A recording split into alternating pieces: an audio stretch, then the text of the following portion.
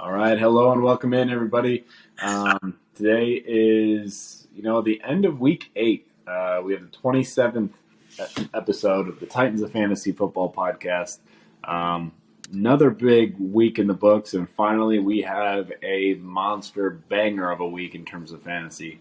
We're excited to come in front of you today and be able to break it down, go through some key injuries, typical stuff we've been running through here, injuries, breaking news, rumors, our studs and duds for the week, some waiver wire ads, teams on bye, and then we'll do some projections for next week.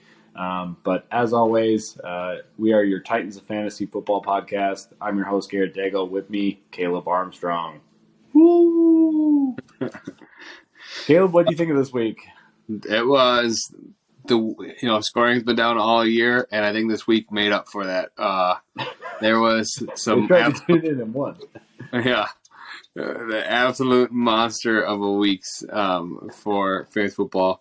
I know I have two teams flirting with 200 points going into night in normal scoring league, so that's just insane. And you saw a lot, depending on your league size and how big it was, a lot of 150 plus. I think Garrett and I are a 16-man league, and there is 3 teams, which if you score over 120, you have a good week. There's 4 teams with sitting over 140 points right now. So just some monster weeks, or week, I should say, for fantasy. And we'll dive into it a little bit of why. One solid group definitely led the way. Yeah. The running backs this week were... One thing I think is funny about this week is we had some big dogs that definitely ate. But there were also some other guys who weren't your typical front runners that also ate. Yeah.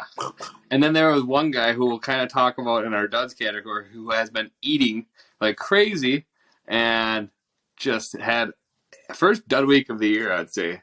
But we'll jump into it. Like always, guys, we start off with our key injuries, some breaking news, and some rumors. We'll get into our injuries right away. The big one, if you haven't heard already, more likely people were affected by it, and Jamar Chase. He played through the game last week, even though they said he came out with it was a non-contact injury. Ends up being a hairline fracture in his hip, but he also has a torn labrum too. So if you don't know, obviously he won't have full range of his arm, and that's very important for going up, making catches, and all that stuff. They did not put him on IR, but the expected time range with an injury like this is 4 to 6 weeks.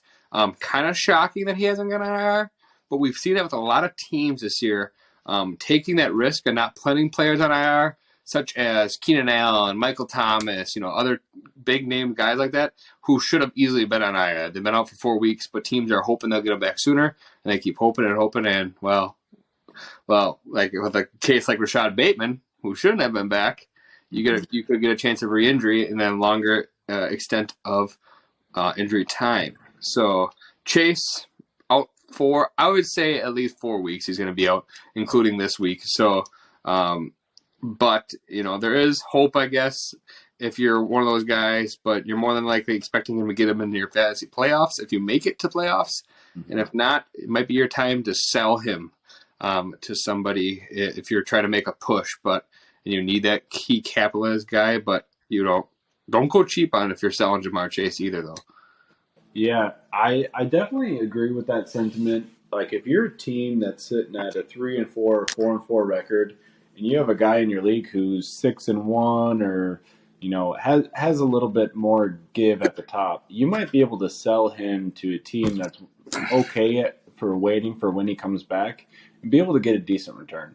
One thing that is good news for him, and that you briefly mentioned, he was not put on IR, which means they're hopeful he's back before 4 weeks. Otherwise, they would have just shut him down right off the get-go and said, hey, jump on IR, we'll see you in 4 weeks, and get back healthy. Yeah. Yeah. Another big wide receiver injury to look here for. Cooper Kupp had an ankle injury. He did return to the game, I believe, but Sean McVay said it shouldn't be too serious. But he was down on the field. He got off on his own power, but he could end up with I don't know if we've heard too much today on it, but he could end up with an ankle sprain or a rolled ankle or something. And I would not be, I guess, shocked if he's out this week. But at the same time, Rams need everyone they can get right now, so he'll probably be played. The odd thing is they called it a low ankle sprain, which is not what you typically hear. Usually the more severe ones are the high ankle sprains that you're worried about. So low ankle sprain you actually just don't typically hear about very often. Yeah. We did see, though, a low ankle sprain keep Chuba Hubbard out of the lineup this week, which we kind of mentioned. But, Debo or Cooper is a bigger impact in the game, I would say, than Chuba Hubbard has been. Yeah, another backup story here. Mark Ingram left Sunday's game a little bit early. It kind of paved the way for Alvin Kamara to have a big game, but Mark Ingram suffered a grade 2 MCL sprain. He's likely to miss 3 to 4 weeks. Not a guy who's been a huge part of your fantasy lineups this year, but has kind of been one of your key handcuffs to watch out for if Alvin Kamara were to suffer any injuries. Yeah, for sure. If you were watching the Thursday night game, and you were starting Mark Andrews, you were really, really bummed because Mark Andrews left with a knee injury, never came to the game, and Isaiah Likely exploded in that time frame when Andrews was out. But Andrews, he came into the game injured, and he came into the game last week injured. So that's what I'm talking about, where they're letting these stars come out and play when they probably should be rested, and then you have these higher chances of these injuries getting, severely worse or just re-injuring them to a certain extent. And Andrews left the game, and they're sounding hopeful he'll be back again this week. But I guess I wouldn't be too shocked, I guess, if he doesn't play this week, especially how well Isaiah Likely did play. Yeah, and John Harbaugh came out and said he's also dealing with both shoulder and ankle injuries on top of that. So it's like, man, he's dealing with multiple things. You kind of want him just to take a week off and get healthy more than anything.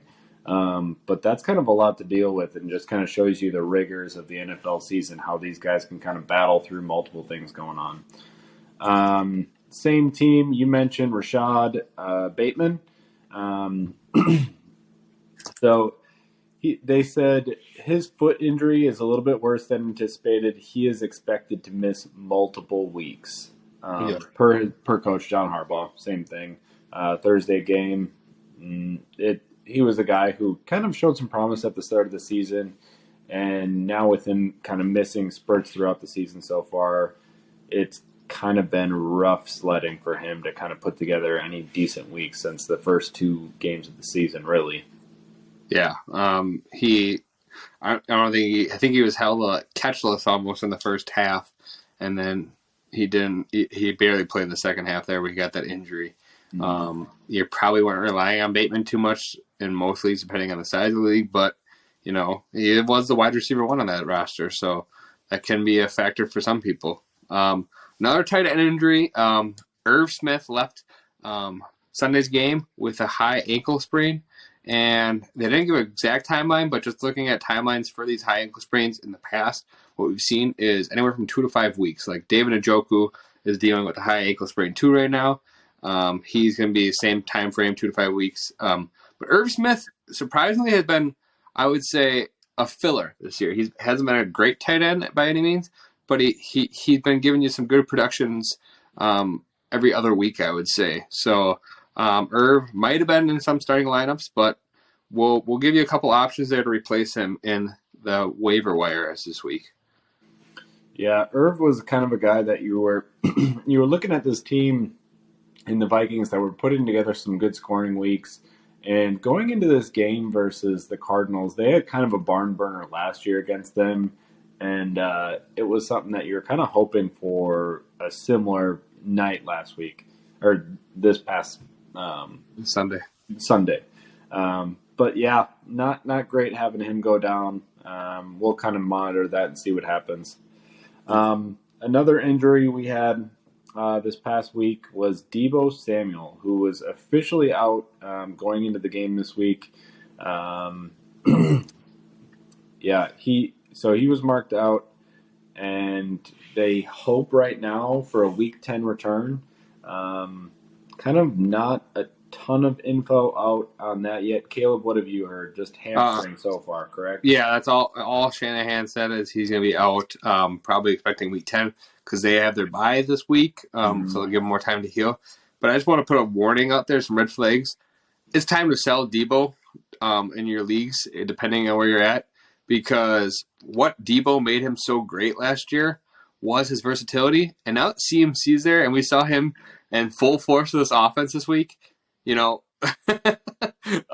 you could still sell Debo for some value pieces, but CMC was electric in that offense. I saw a thing. CMC scored higher this week for his passing than Derek Carr did. He scored higher in his rushing alone than Jonathan Taylor did, and he scored higher in his receiving alone than Justin Jefferson did. Oh gosh! So the CMC trifecta. You know, he threw for a passing touchdown, receiving, and a rushing touchdown, and he was heavily used. Jeff Wilson was almost non-existent this week. So Kyle Shanahan loves his little tool there in CMC. It looks like. Yeah, looks to be a good fit so far. Yeah. Speaking of Jonathan Taylor, he went down with an ankle injury this week. He did return, but it's been concerning. He hasn't been all that great so far this year. And with Sam Ehlinger at quarterback, we were expecting him to get a little more touches, and it actually led to him less carries. But that also could have been just because they were worried about his ankle injury as well. But that offense seemed to struggle a little bit there with Sam Ehlinger. Yes, it was his first start. But, you know, he was targeting Hines a lot out of the backfield. They got Hines a little more involved. Like I said, though, he did have that ankle. But Ehlinger, which we talked about, he had some rushing upside. So he tucked it and run a lot, too, which is, like I said, that's not going to lead to Taylor having all those catches like he did the week before when Matt Ryan was a starter in that offense. Mm-hmm. Yeah, and it also, like, he put the ball on the ground this last game. He had a fumble, too, which, I mean, it's not great in terms of, like, for average output. I mean, I think he only had 75 or 76 yards this week. Mm-hmm. Not the start you're hoping for out of your first overall pick in most leagues. Another guy that was injured is Gus Edwards, who kind of got overshadowed after, you know, a decent limited role last week. He stepped over Kenyon Drake, who had a good week the week before, and then kind of flip-flopped this past week. Kenyon Drake got most of the carries. They said going into next week, which the Ravens will play on Monday Night Football, so a little bit more time for him to rest up, but Gus Edwards right now is questionable for Monday night. He has I think it's a hamstring strain right now, and they're hoping that he can kind of heal up over the week and get that worked out. Those soft tissue injuries, though, you know, it's always kind of a bear to kind of work through. Same injuries keep Keenan Allen out for 4 weeks. So, but you never know what the timetable for return for those as well. Last injury we want to cover here is Christian Watson, concussion. The young rookie just can't really catch too much of a break, it seems like. Deal with the injury bug all year. But then again, you know, concussions, we talked about that, how common they have been, and how teams have been usually holding them out the week after, it seems like. They're giving them usually a full week off, kind of, ever since the concussion protocol kind of collapsing and breaking down on them also. I wouldn't be shocked if Christian Watson is out this following week. Yeah, and I had seen him on some lists for, you know, some people were predicting they were trying to shoot their shot on some potential second half breakout guys, and I've seen him on a lot of those lists, but it's going to be tough if he's not seeing the field and he's dealing with those concussion issues. I mean, his injury looked kind of like just a strange little dogpile situation, multiple guys going in to make the tackle and just kind of gets his head crunched a little bit. Yeah, too bad for the young rookie. All right, on to the good news. Injuries aside, we mentioned the CMC trifecta. I called it the Gordie Howe hat trick. The passing touchdown, the rushing touchdown, the receiving touchdown. It was beautiful for a guy who it's tough after seeing the usage of Jeff Wilson with the 49ers and how well he's been running this year. I expected him to actually play kind of a little bit more of a sparing role in there. But CMC went in and stole the show right off the get-go. Oh, he sure did. After kind of like people were a little disappointed in his first week, and Garrett and I both said, we're like, no, him to get 11 touches that first week was great. And then against a good Rams defense, just to unleash, all of his versatility was just crazy. And he, as long as he stays healthy, he's going to be a top 3 back for fantasy-wise. And like Garrett talked about, Kyle Shanahan loves to use his running backs, and his usage was through the roof, which leads us into our next spot we want to talk about. The big, big, big week for running backs. Garrett talked about some, there's some heavy hitters, and then there was a couple guys who had their weeks. And running backs this week, there was 5 guys who scored over 30 fantasy points in PPR formats. 3 of them scored over 40 fantasy points in PPR format, which is just crazy ridiculous. And so we'll bust him down. We talked about CMC. We'll get his name off the board. Next one, Alvin Kamara. He had over 30 or just right around 30 points at halftime. He was a receiving monster this week. And Garrett and I both kind of talked about, because it was funny, we were commenting on Twitter about this thing. He posted a picture, like a tweet, and it kind of seemed like cryptic. I was like, oh, he wants out of there, he wants out of there. And I said, no, he's been hyping up Andy Dalton. He liked the way Andy Dalton feeds him the ball. And Andy Dalton fed him the ball. I think, I got to see for sure, but I think he had over 10 catches in the game. He had 9 catches on 10 targets for 96 receiving yards and 2 receiving touchdowns. And that's to go with 18 rushes for 62 yards and another touchdown. So 3 touchdowns in the day, monster receiving numbers.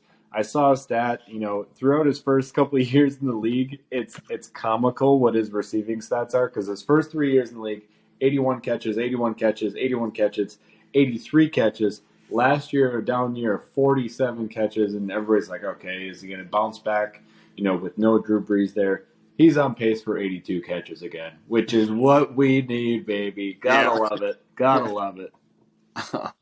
And then, the big back, Garrett and I, we were both kind of the same bandwagon this year, like, about, is Henry going to bounce back from those foot injuries? They're tough. They're tough. He has been King Henry all over again. Ever since probably week 3, moving on, he's been just a monster. Almost 20-some carries a game. He's getting all of his rushing yards the same, and the touchdowns. This week, Malik Willis got the start because Ryan Tannehill was dealing with sickness, and everybody expected Willis actually to have kind of a good week because they were playing Houston. He literally said, hut, turn around, hand the ball off to Henry. That's what it seemed like the game plan was, and it worked because Henry went off. So, oh yeah, Henry versus Houston. His last 4 games, all 4 games have had over 200 yards rushing and 2 touchdowns. Just absolutely slaughtering these poor Texans. Yeah, and it was funny because they asked Malik Willis after the game. They're like, what do you have to say about the game? And he's like, well, if the run game's working, why throw it? Yeah, complain. And so we hit on CMC and we hit on Henry. Now let's talk about their backup for the past 2 years, who is coming into his own. Deonta Foreman. Me and Garrett kind of talked about him. Had a big week 1. I said to Garrett, I saw a tweet, and I can't remember exactly who it was from, but it was Deonta Foreman has watched those 2 for 2 years, and now he just absorbed both their games into his own. And he is CMC Henry mix. He goes off against a very stout run defense, actually, in Atlanta Falcons, too. And kind of a high-scoring barn burner that game was, too. Foreman had over 120 yards, total yards, 3 touchdowns. And he looked... he's not going to be breaking big gains, but he is a monster, and he's a big beast to take down. He had 1 goal line rush that was for about 11 yards for a touchdown, where he literally broke 2 tackles and spun into the end zone. It's like, yep. I was talking to Garrett about it. I said, we don't know how this changes with Hubbard next week. You got to feel like they're going to give Foreman the ball.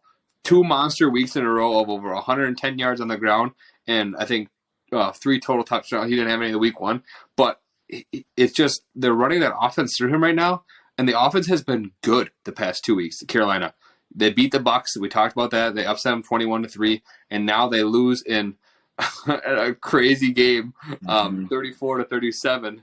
Which, if Moore didn't take off his helmet, might have been a little different. But so, and absolute crazy how they kind of seemed like when they got rid of McCaffrey, they're calling the season over. Bench Baker, PJ Walker brings a little life to the passing game, and Foreman brings that life right back to the running game. So Yeah, and PJ Walker coming in. Obviously, right now their rushing game is working. They're clipping off at a good pace. They're splitting it between the backs, and they're doing well. But PJ Walker is not afraid to throw that ball down the field, and so the defenses are having to honor that a little bit. If he's if he's willing to chuck it down, they can't sit and keep everybody all up on the line of scrimmage, and those safeties can't be cheating down like on some other teams. yeah, And you mentioned Foreman. He's no small dude. He measures in at 6'1", almost 240. That's a big boy to be taken down again and again and again. He's going to be yeah, dealing some punishment. yeah. Last running back to go off here. I honestly, it wasn't surprising, Garrett, to me. Nope. Everybody saw it coming. He was so great. Always has been the past 3 years in his limited touches. Tony Pollard. He gets his first start, or second start, I should say, and of his career, second full start, and he delivers what we expected him to have. Huge performance, multiple touchdowns, over 100 yards on the ground, and just explosive. He busted a 60-yarder, I think it was, for a touchdown, and you saw it there. The whole entire time he was there, that he had this, X factor kind of in that running back room. And he says, as long as they asked him what he thought about before the game, he goes, as long as I get fed, I'll be okay, basically. And he got fed. Yeah, and it's funny because he did the same thing he's always done. He takes those limited touches and he's efficient on it. He had his highest rush total for the year, but it was still only 14 rushes. But he turned it into 131 yards and 3 touchdowns. Just absolutely colossal day on the ground. Yeah, he's going up against the Bears defense, and you were kind of expecting it to a degree, but not quite this big dog that we got for this week. So pretty wild stat, Garrett. Pollard has started 2 games in his career at running back, okay? Mm-hmm. Zeke has started how many, over 60 or whatever? Zeke has 1 30-point fantasy finish. Pollard has 2. Both of them were in his 2 starts. Sure. Get out. No, crazy. That's wild. Yeah. Let's get to the trade deadline rumors here. So tomorrow morning, when you guys will be watching this already, probably, the deadline is over November 1st at 4 p.m. And there is some names floating around right now, which there always is every year. But so far, it seems like teams are starting to go in on some guys. One happened earlier today. Roquan Smith got traded to the Ravens for a 2nd and a 5th. So that's actually a pretty good return of investment there for Roquan, who's probably one of the best middle linebackers in the game right now. But teams don't value the middle linebacker position a crazy amount. You don't see guys getting absurd contracts and all that stuff. So for the Bears to get a 2nd and 5th, not a bad trade, but also puts the Ravens that additional piece which they need in that defense in that linebacking core. So that's a big one. But more offensive-wise and fantasy-wise, we talked about Brandon Cooks. His name's still floating around. Houston seems to be, they'll be getting a new quarterback probably next year. They'll be starting to rebuild that whole process. Cooks doesn't seem to be fitting too well in the rebuild, considering he's 29 years old, I believe. But some running back names out there right now. I saw Nyheim Hines was on the list today. Colts are okay with trading him. David Montgomery seems to be a common candidate. He's on his last year of his contract. Khalil Herbert is 6th in the league in rushing right now, believe it or not. And Kareem Hunt is probably the most likely trade candidate for a running back. Sounds like that the Broncos or the Browns are okay giving up or wanting around a 4th for him, so a mid-round pick. But for teams that are in running back needs, like the Rams, you could definitely see them going in for a running back like that. Yeah. Yeah, I mean, we've touched on it before with some of these running back names. Cam Akers is thrown out there, but it sounds like if he's not moved, he's actually not going to be released now. It sounds like he's going to be sticking with the Rams. Yeah. There's tons of teams out there, and it's going to kind of be interesting to see what happens down the line. There were some rumors that the Eagles were asking about Kamara from the Saints, and the Saints wanted their own first round pick back. But right now, that's the 4th overall pick, so it doesn't sound like that's going to happen. Yeah. We'll see if there's any progressions on that one. But with tomorrow being trade deadline, usually it's a lot of hype, and it ends up when the dust settles, not much happens. But we've seen a shift in the last few years where teams are willing to go all in a little bit more. We've seen multiple moves by the Eagles, Ravens making trades. I think when we saw the Rams kind of change things in my mind. A few years back, they started trading for pieces, and they said, you know what? These draft picks can turn into players, but in order to get some of these big-name studs on your team, you can get a few cornerstones and then fill in the rest.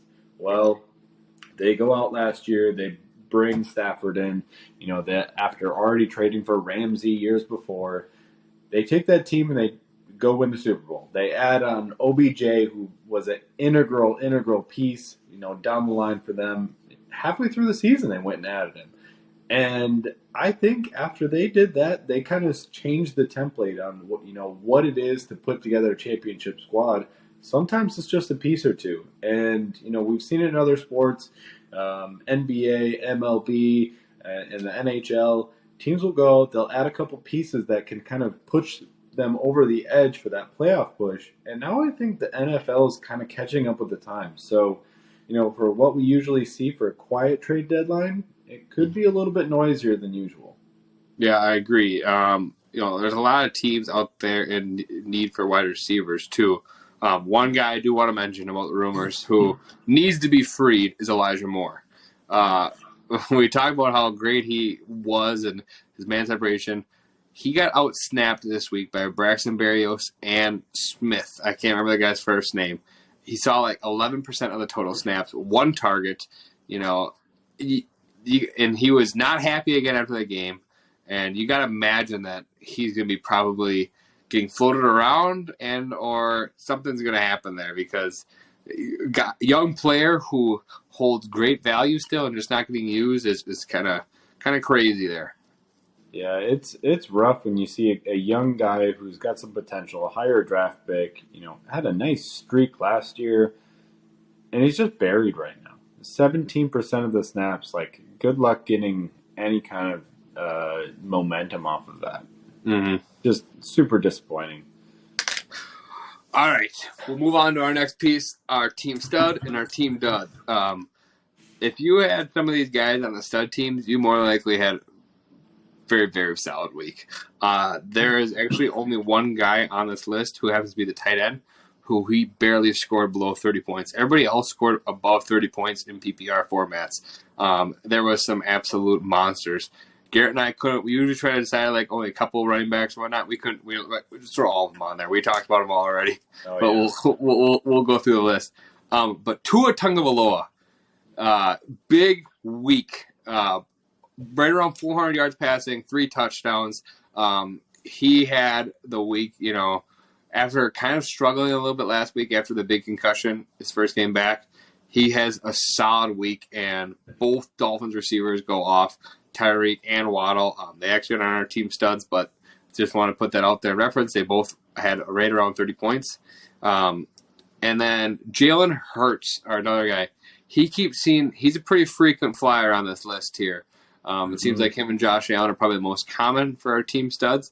But Jalen Hurts, we talked about a big rushing upside, but he actually did it through the air this week. And mainly in relevance to the wide receiver we're going to mention a little bit down here. But he did it through the air, not on the feet. So pretty good. Then running backs, which you're going to mention, King Henry, Alvin Kamara, Christian McCaffrey, Tony Pollard, and Foreman. All of them monster weeks, all of them multi-touchdown games. But then, like I talked about with Hurts, A.J. Brown, 5 catches, 115 yards, 3 touchdowns. He did this before half. Yep. All in the first half. Yes. Absolutely shreds it this week. And then they They went and they torched the Steelers so hard in the first half, and then they just kind of coasted the rest. Yeah, it is crazy. But then my boy, he's back. He's in full force. He's everything you were hoping for when you drafted him and what you got him for. DeAndre Hopkins explodes again. 12 catches. I think it was like 140 yards, 130 yards, and a touchdown. And his touchdown grab was sick. Yeah. And it's funny because they show stuff. He was keeping receipts. He made a big tweet today, and it was, I'm washed, I'm old, I had a down year last year. And for 30, he's still playing at a high level. So I think he has 23 catches now, or 22 catches through his first 2 games back, and 27 targets. Yeah, so, and that's leading the league the last 2 weeks. Yeah, he is back at full force.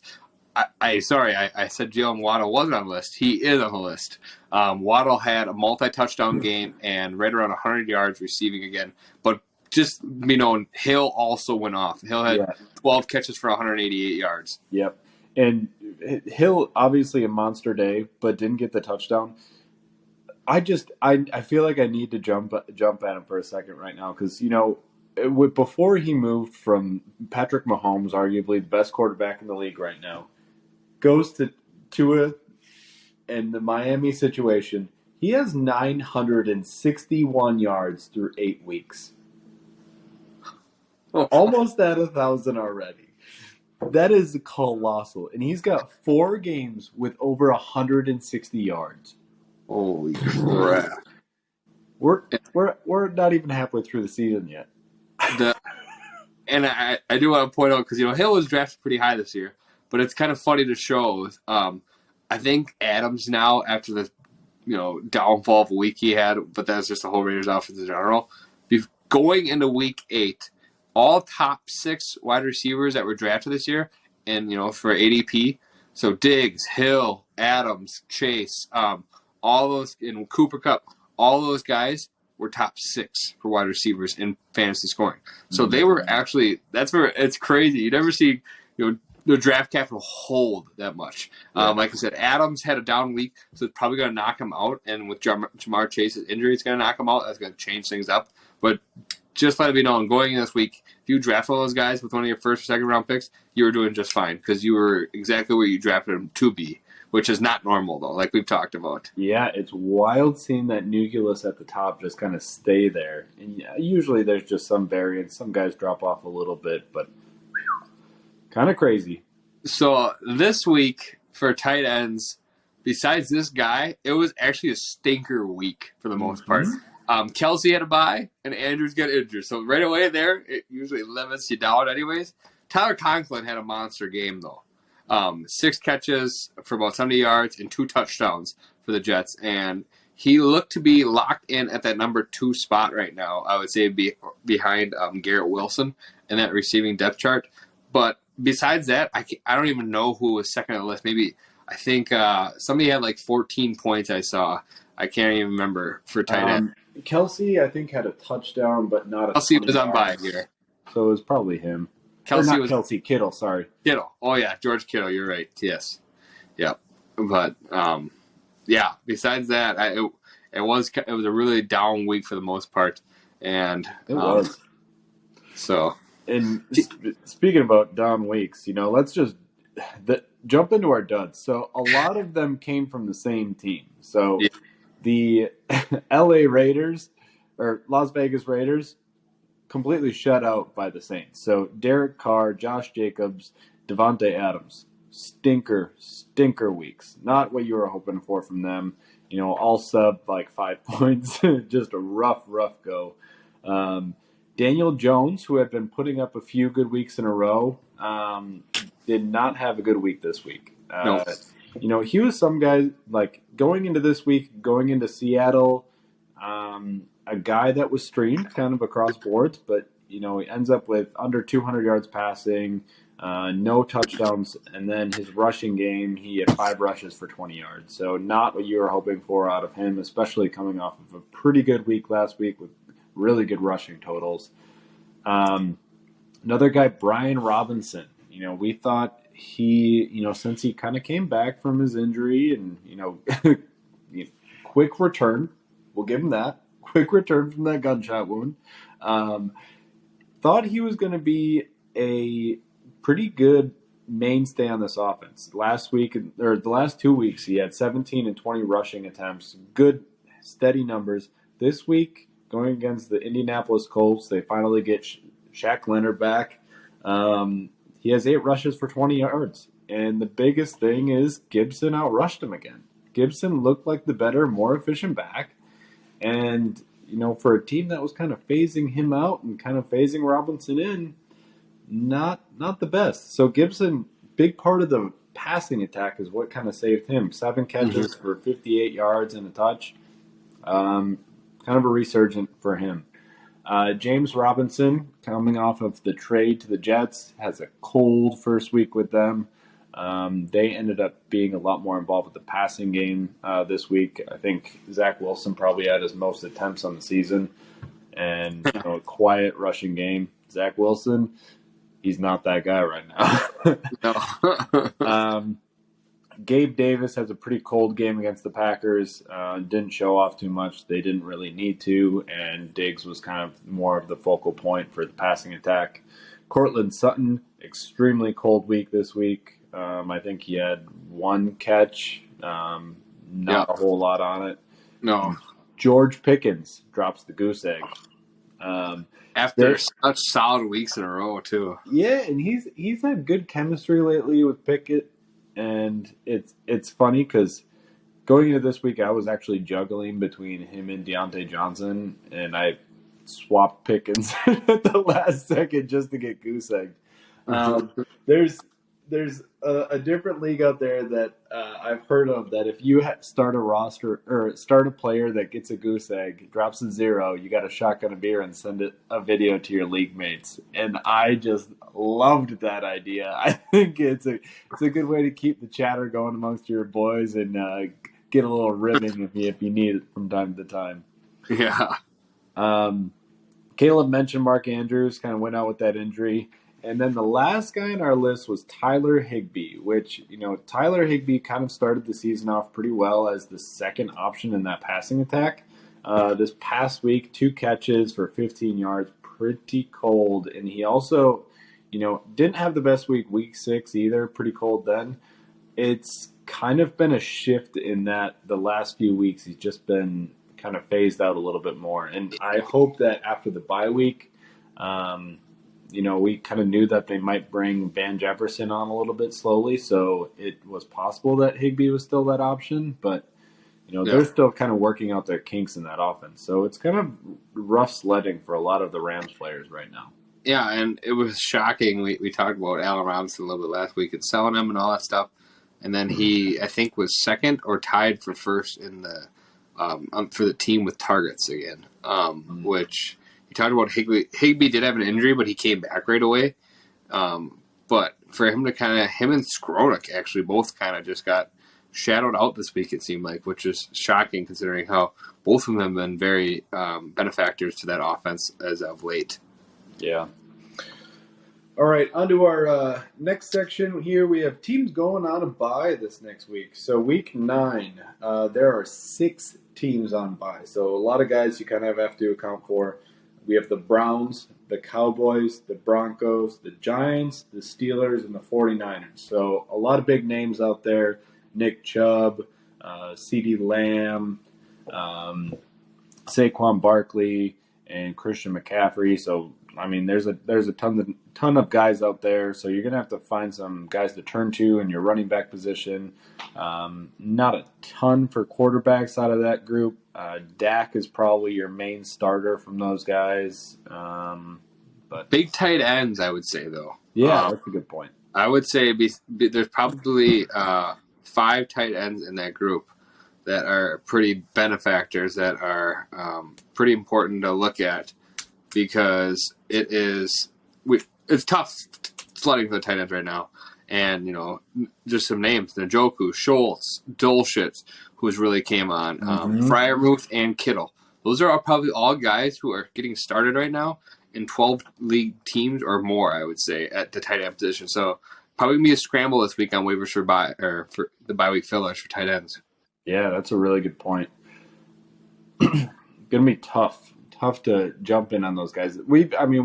I feel like we mention tight end streamers a lot, and it's because there are so many teams in every single league that there's 3-4 guys that have to do it week after week after week. They're trying to find that weekly streamer, that guy to jump in. We've seen guys like K-Dot and lately that you just plug in and play. You're like, all right, maybe he gets a touchdown, maybe he's incorporated.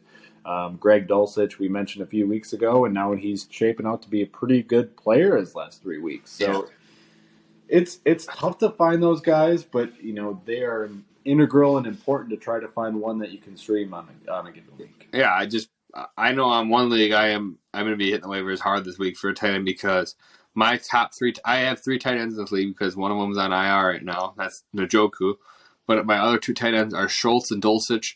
And so either way, all 3 of them are on bye.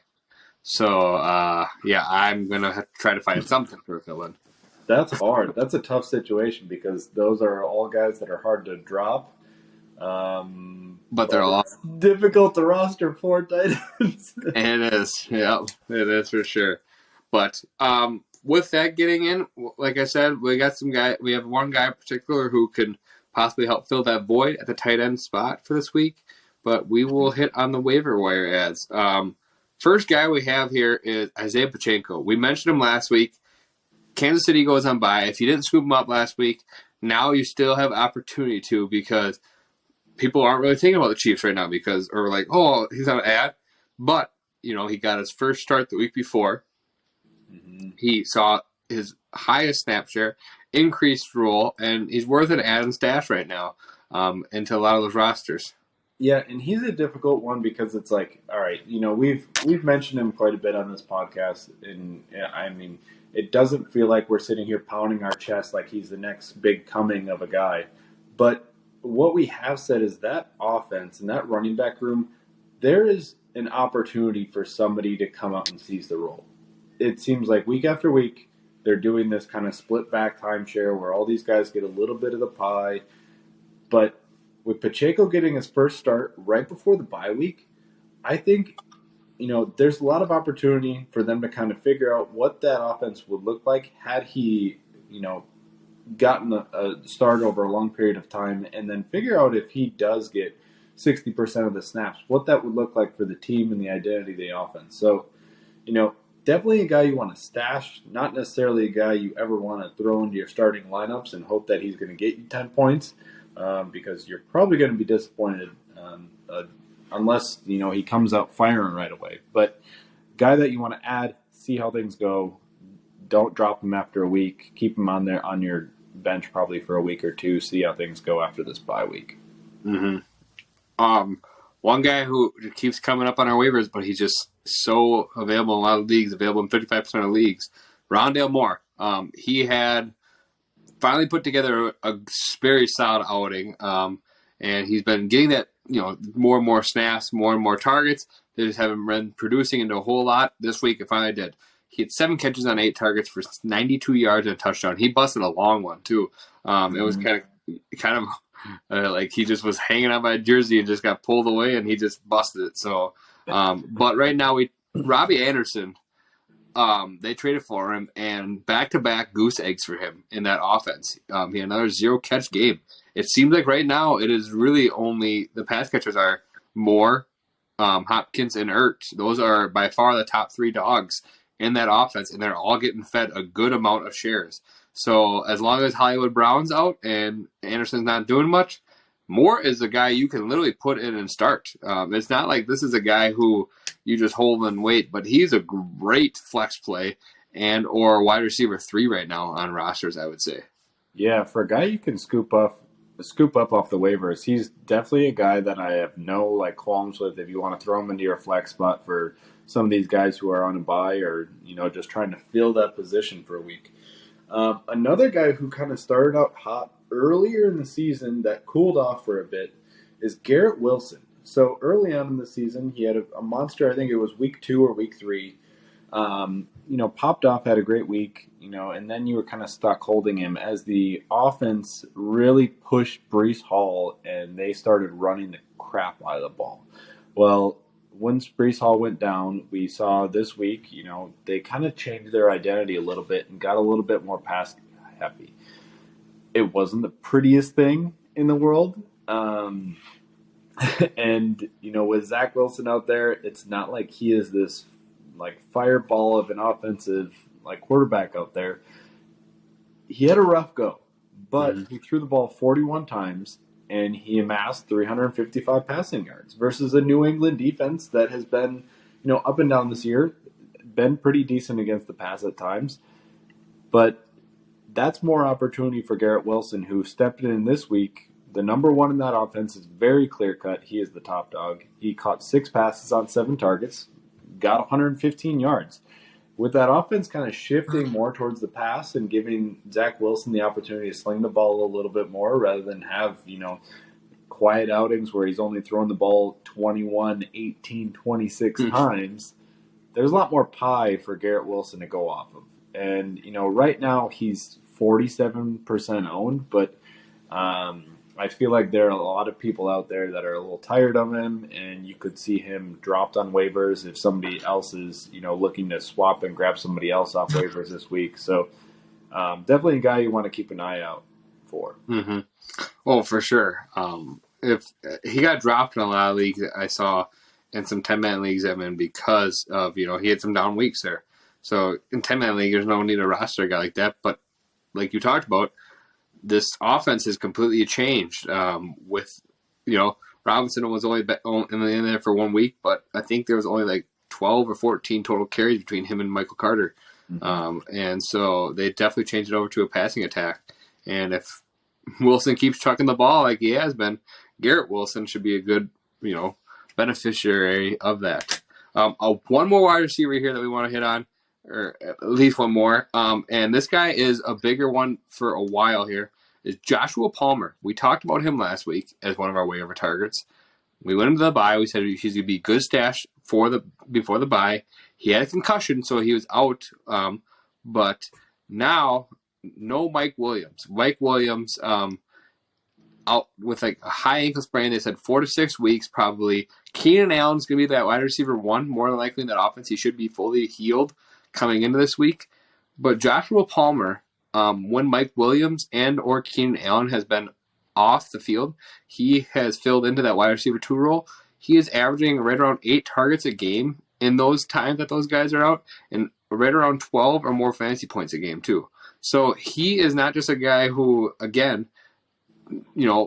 grab throwing your best. He's a guy you can throw in, put in your lineup, and have decent confidence in, because he has put some solid productive games together when Williams and or Allen has been out.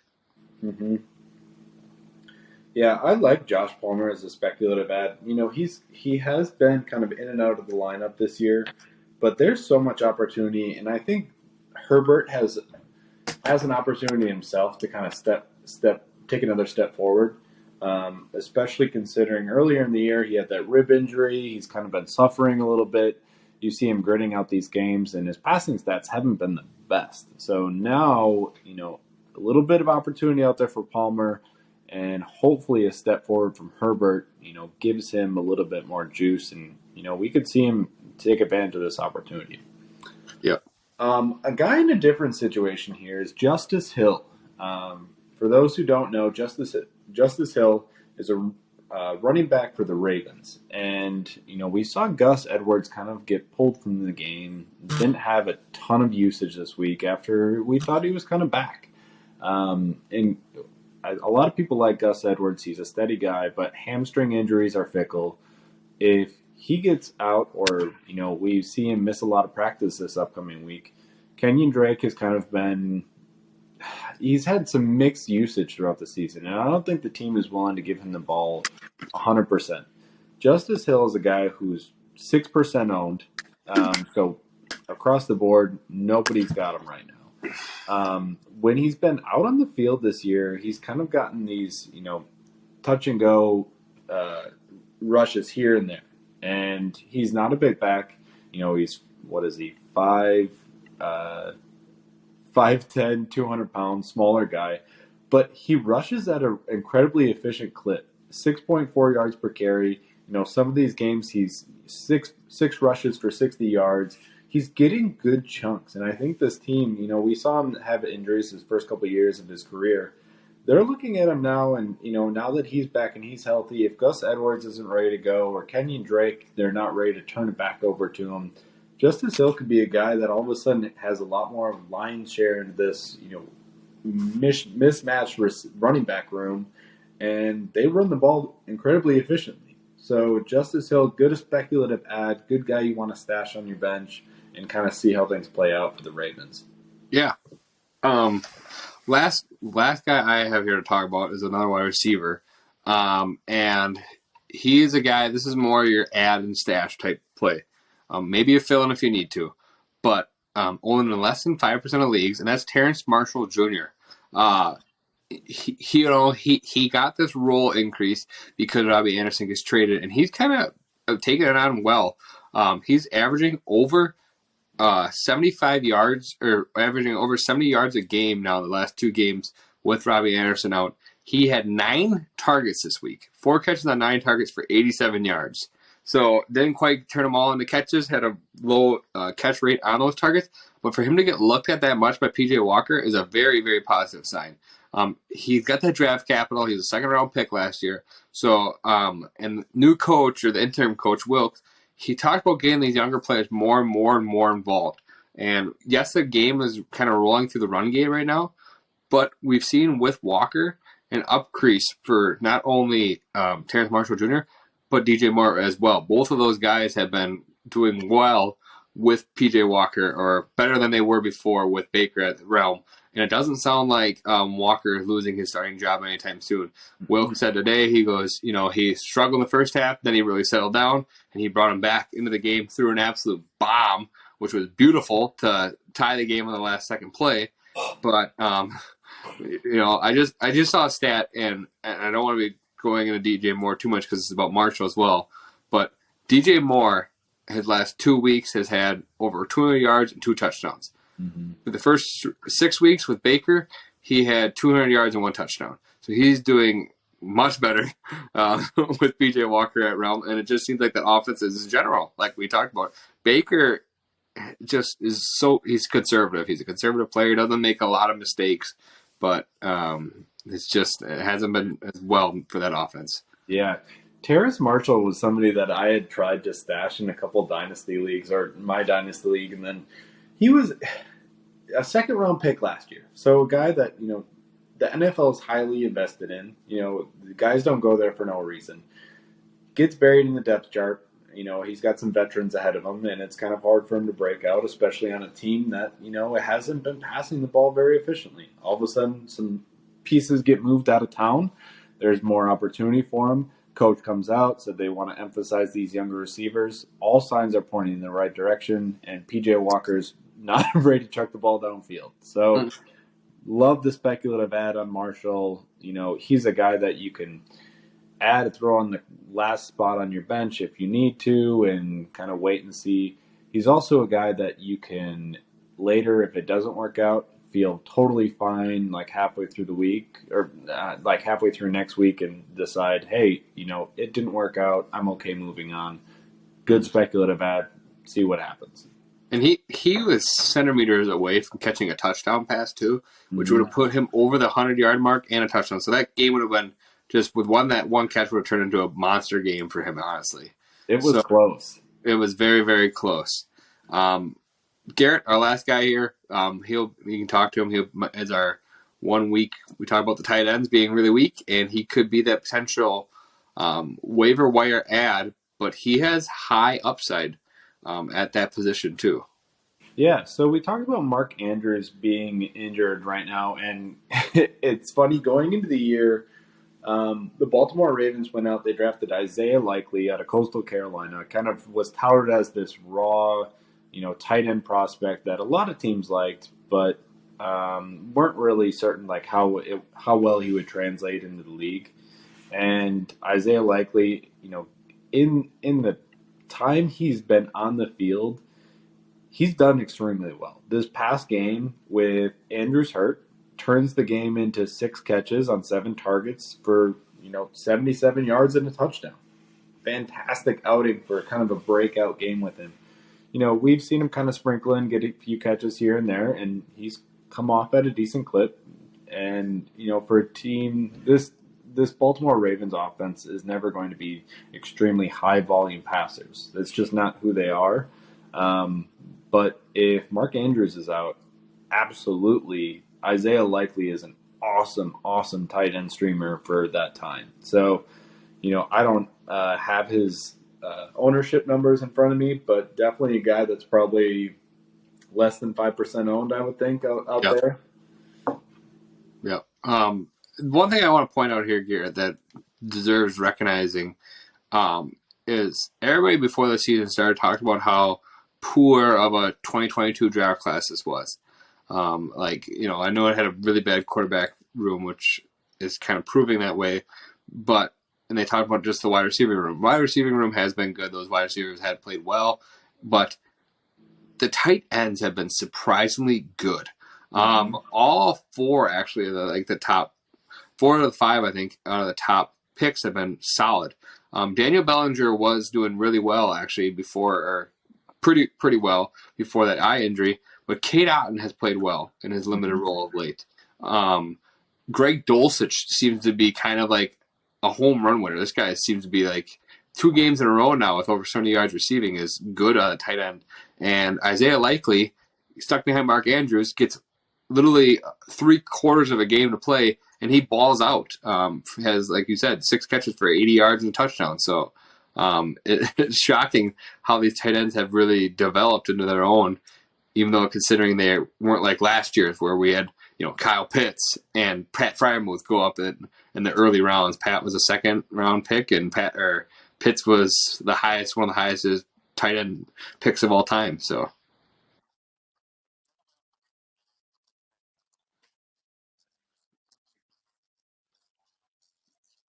yeah,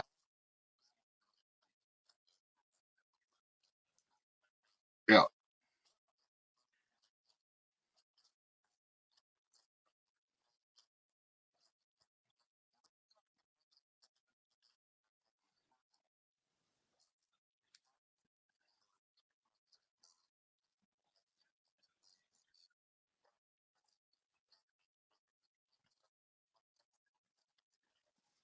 Mm-hmm.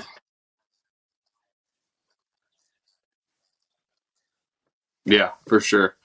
Um, so wrapping it up here, guys. We didn't have anything like really, really special like we normally do at the end, but we got something for you next week. We're gonna hit you again with a hot or not. So our 3-week streakers, guys who have had 3 really good weeks in a row, guys who have not had 3 good weeks in a row. Yeah.